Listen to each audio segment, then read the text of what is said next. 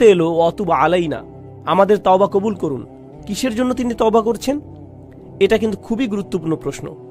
এটা আসলে স্বীকারোক্তি বড় বড় নবীদের আলাইহিমুসসালাতু ওয়াসসালাম, আমাদের নবী সাল্লাল্লাহু আলাইহি সাল্লাম সহ, যে আমাদের অনেক ভুল ত্রুটি আছে যেগুলো সম্পর্কে আমরা জানি যে কেবল ভুল করেছি, আর অনেক ভুলও আছে যেগুলো সম্পর্কে আমাদের কোনো জ্ঞানই নেই।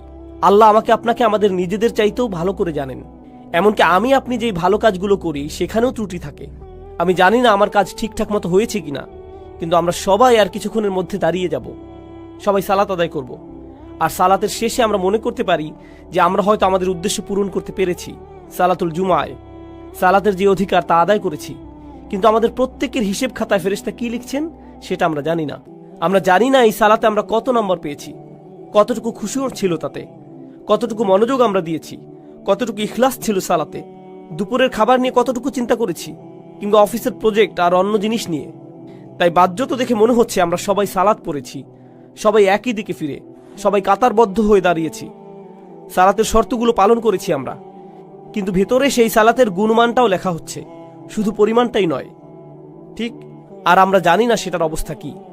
তাই আমরা যে ভুলগুলো সম্পর্কে জানি সেগুলোর সাথে সাথে যেগুলো সম্পর্কে জানি না সেগুলোর জন্য আল্লাহর কাছে ক্ষমা চাই। দুটোর সম্মিলিত অবস্থাই হলো এটা।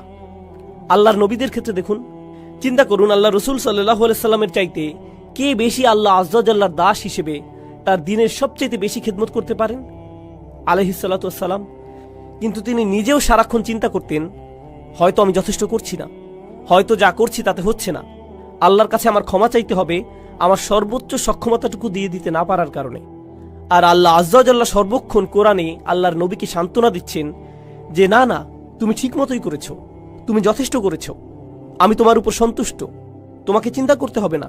কিন্তু আল্লাহ রসুল এর পরেও শান্ত হননি, তারপরেও তিনি আল্লাহর কাছে ইস্তেগফার করেই যাচ্ছেন। এই বিষয় আমি তুলে এনেছি এজন্য যে আমি সহ এখানে কেউই যেন মনে না করি যেহেতু আমি মিম্বারে দাঁড়িয়ে আপনাদেরকে বলছি তাই আমার এসবের দরকার নেই। আপনাদের শুধু প্রয়োজন, সবার মতো আমারও প্রচুর ইস্তেগফার দরকার।